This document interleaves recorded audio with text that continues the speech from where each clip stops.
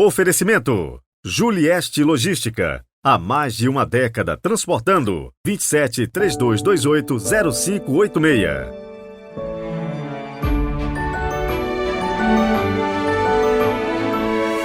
Domingo da Assunção de Nossa Senhora, 20 de agosto de 2023. Hoje é solenidade. Sintam-se todos acolhidos nesta grande comunidade que se estende aí pelo mundo afora. Rezemos juntos.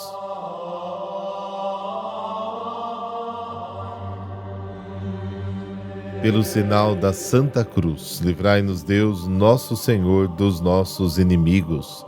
Deus eterno e todo-poderoso, que elevastes a glória do céu em corpo e alma a Imaculada Virgem Maria, Mãe do vosso Filho, dai-nos viver atentos às coisas do alto, a fim de participarmos da sua glória. Amém.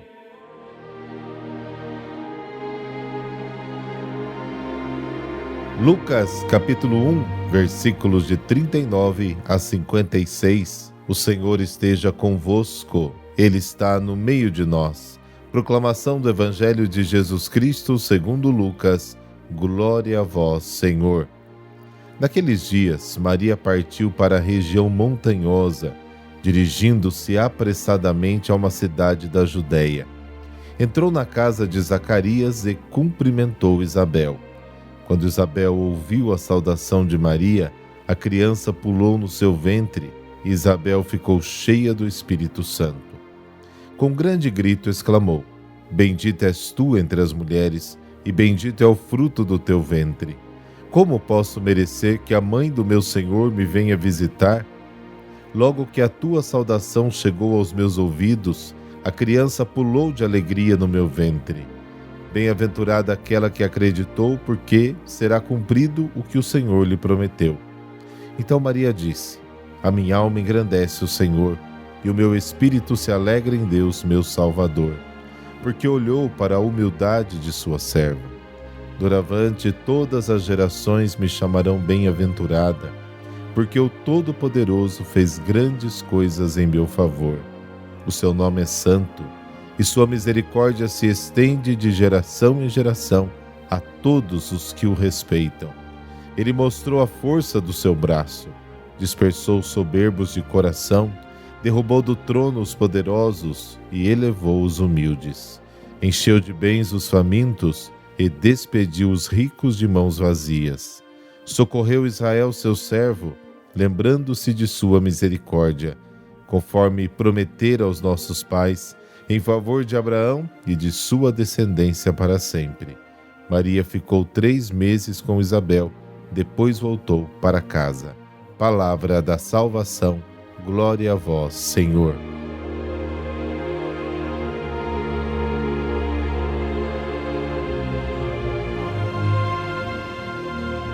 Depois do anúncio do anjo, Maria põe-se a caminho da montanha com solicitude. Para Jesus, é a primeira viagem missionária realizada por meio da sua mãe, que antecipa a ação evangelizadora da comunidade cristã. Aqui começa a grande ida, que preenche todo o Evangelho de Lucas e os Atos dos Apóstolos. A palavra de Deus vai do céu à terra, de Nazaré a Jerusalém, de Jerusalém à Judéia e até os confins da terra. Vai sem hesitar, sempre com pressa. Na saudação de Maria, que carrega Jesus em seu ventre, Isabel e João Batista encontram um Salvador. A chegada de Maria à casa de Isabel suscita grande surpresa. Isabel expressa sua admiração com as palavras ditas por Davi na chegada da Arca da Aliança. Como pode vir a mim a Arca do Senhor? Segundo Samuel, capítulo 6.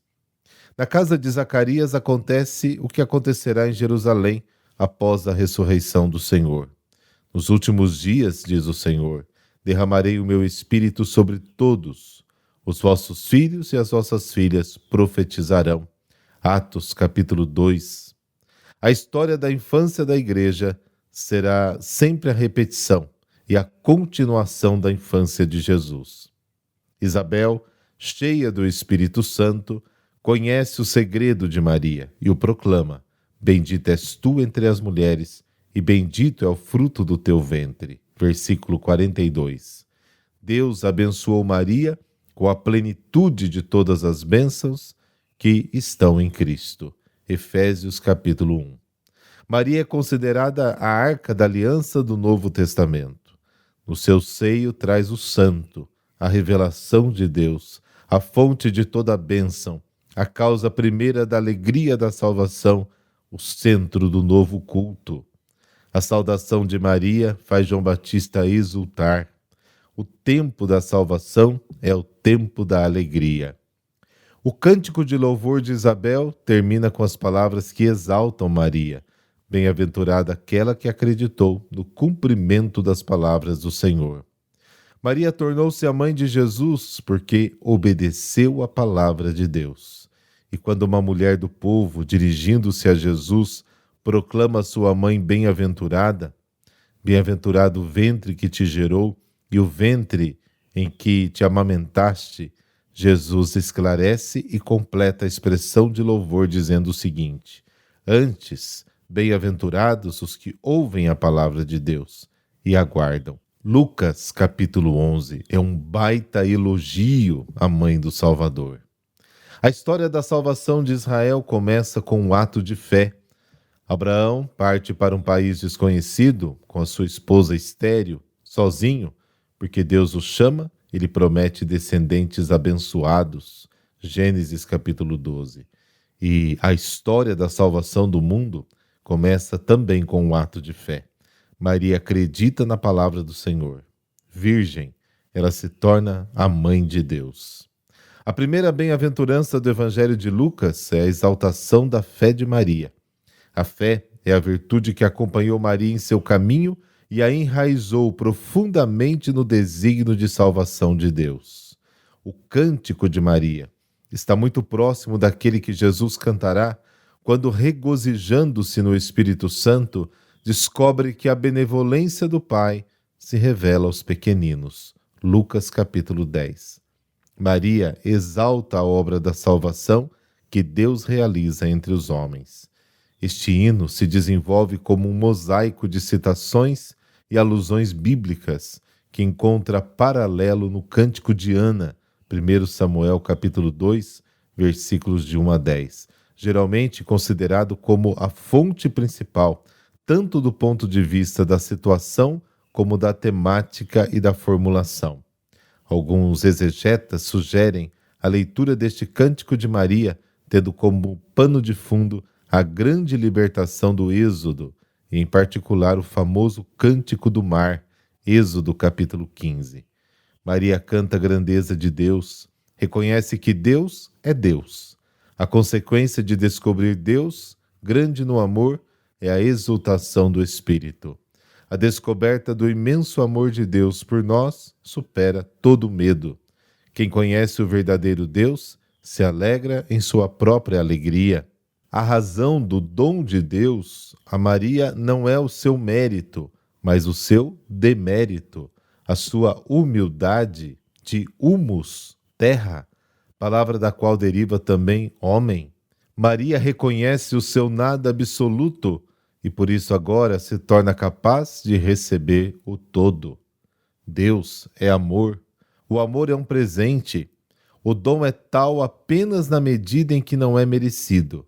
Portanto, Deus é recebido em nós como amor e dom, apenas na medida da consciência do nosso demérito, da nossa distância, da nossa pequenez e humildade objetivas. Maria é o primeiro ser humano que reconhece plena e absolutamente o seu nada e a sua infinita distância de Deus. O mérito fundamental de Maria é a consciência do próprio demérito. Ela reconhece a própria nulidade infinita. Por isso, com razão, a Igreja proclama Maria isenta do pecado original, que consiste na antiga mentira, que impede o homem desta humildade confiante, que deve ser típica da criatura. Salmo 131. A humildade de Maria não é aquela virtude que leva à auto-humilhação. A dela não é a virtude, mas a verdade essencial de toda criatura, que ela reconhece e aceita. Seu próprio nada, seu próprio ser pé no chão. Todas as gerações se alegrarão com ela em sua própria alegria, porque nela o abismo de toda a humanidade se encheu de luz e se revelou como a capacidade de conceber Deus, o dom de todos os dons. Deus é amor todo-poderoso, e ela demonstrou isso entregando-se totalmente. O seu nome, a sua pessoa, é reconhecido e glorificado entre os homens, porque o próprio Deus santifica o seu nome, revelando-se e dando-se aos pobres. Maria resume em sua palavra todos os atributos daquele que ela já chamou de Senhor, Deus, Salvador, poderoso, santo. O nome de Deus é misericórdia. Deus é amor que não pode deixar de amar. É a misericórdia que não pode deixar de sentir ternura pela miséria das suas criaturas. Maria descreve a história bíblica da salvação em 7 ações de Deus. A descrição com verbos no passado significa o que Deus já fez no Antigo Testamento, mas também o que realizou no Novo, porque o cântico, repetido pela comunidade cristã, canta a obra de Deus, à luz da ressurreição de Cristo, que já aconteceu e nos envolve, sobretudo na liturgia. Falando desta revolução operada por Deus, que derruba os poderosos de seus tronos e envia os ricos de mãos vazias, notamos que também esta é uma grande e comovente obra da misericórdia de Deus, quando os poderosos caem no pó e os saciados experimentam a pobreza. Eles são colocados em condições de serem elevados e satisfeitos não por suas riquezas e seguranças, mas por Deus. Na experiência do vazio e na queda dos ídolos, o homem se encontra na melhor condição para buscar a Deus. Em Maria está presente o Deus feito homem. Nele se cumprem as promessas de Deus. É pela fé em Cristo que se é descendente de Abraão. Lucas capítulo 3. O cumprimento da promessa feita por Deus a Abraão é definitivo. Como diz Gênesis capítulo 12, em ti serão benditas todas as famílias da terra.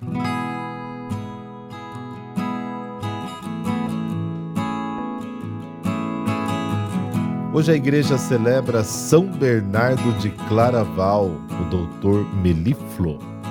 São Bernardo de Claraval nasceu em 1090, em Fontaine, na França, em uma família opulenta. Aos 22 anos, após ter estudado gramática e retórica, entrou para o mosteiro fundado por Roberto de Molesmes. Alguns anos depois, fundou o mosteiro de Claraval, junto com 12 companheiros, entre os quais 4 irmãos, um tio e um primo.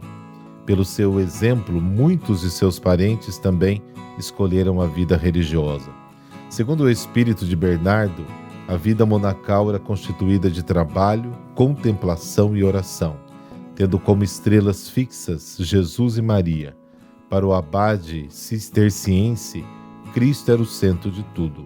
Para mim, nas discussões ou nas conversas, se não for pronunciado o nome de Jesus, nada tem sentido, dizia ele nos seus sermões. Maria, escreve Bernardo, leva Jesus. Nos perigos, nas angústias, nas incertezas, deve-se elevar o pensamento a Maria, invocar Maria. Que ela jamais saia dos nossos lábios, jamais se separe do nosso coração. Para obtermos ajuda na oração, jamais devemos esquecer seu exemplo de vida. Se a seguirmos, não nos perdemos. Se rezarmos a ela, não nos desesperaremos. E pensarmos nela, não erraremos, disse também em suas homilias. Em um dos seus escritos, Bernardo indica o caminho da humildade para atingir o amor de Deus. Exorta a amar o Senhor sem limites. Para o monge, os degraus fundamentais do amor são 4. Primeiro, o amor de si para si. Primeiro o homem ama-se a si mesmo. Depois, vendo que sozinho não pode viver, começa a buscar a Deus por meio da fé. 2. Amor de Deus para si. O segundo degrau, ame a Deus para si e não para ele. Porém, deve começar a frequentar a Deus e honrá-lo segundo as próprias necessidades. 3. O amor de Deus por Deus. A alma passa para o terceiro degrau, amando a Deus não por si mesmo, mas por Ele. Neste degrau se detém longamente. Aliás, não sei se nesta vida seja possível chegar ao quarto degrau. O quarto degrau é o seguinte: o amor de si por Deus. Aquele amor em que o homem ama a si mesmo somente por Deus. Assim sendo, terá quase que esquecido admiravelmente a si mesmo. Quase deixa a si mesmo para atender totalmente a Deus, a ponto de ser um só espírito com Ele. Entre os escritos do Abade, há também um famoso elogio da ordem monacal militar dos Templários, fundada em 1119 por alguns cavaleiros, sob a guia de Hugo, feudatário da região de Champagne e parente de Bernardo. No seu De Laude Nove Milite et Milites Templi, descreve assim aos cavaleiros do templo. São vestidos de modo simples e cobertos de pó. Rosto queimado pelo sol e olhar orgulhoso e severo. Antes da batalha, armam-se inteiramente com a força da fé. A sua única fé é a Deus. Bernardo, depois de Roberto, Alberico e Stefano, foi o pai da ordem cisterciense. A obediência e o bem da igreja, muitas vezes, o levaram a deixar a paz monástica para se dedicar às questões político-religiosas mais sérias do seu tempo. Mestre de guia espiritual e educador de gerações de santos, ele deixa em seus sermões comentados sobre a Bíblia e a liturgia um documento excepcional de teologia monástica, tendendo mais do que a ciência à experiência do mistério. Ele inspirou um afeto devotado pela humanidade de Cristo e da Virgem Mãe. Bernardo morreu no dia 20 de agosto de 1153. Papa Alexandre III proclamou santo em 1174. Pio XII dedicou-lhe uma encíclica intitulada Doctor Mellifluus, ou seja, que escorre mel, na qual recorda de modo particular essas palavras de Bernardo: Jesus é mel na boca, suave concerto aos ouvidos, júbilo ao coração. O Dr. Mellifluo, último dos padres, mas não certamente inferior aos primeiros, escreveu o pontífice, se destacou por seus dotes de mente e de espírito, aos quais Deus acrescentou abundantes dons celestes. Mestre na arte da oração e dotado da sabedoria do alto, ajudai-nos a viver a santidade e nos unir a Deus por inteiro. Ensina-nos o caminho da sabedoria e da verdade, assim como ensinaste aos cistercienses. Amém. Por intercessão da Virgem Senhora assunta aos céus e também de São Bernardo de Claraval, dessa bênção de Deus Todo-Poderoso, Pai, Filho e Espírito Santo. Amém. Excelente domingo para você e até amanhã.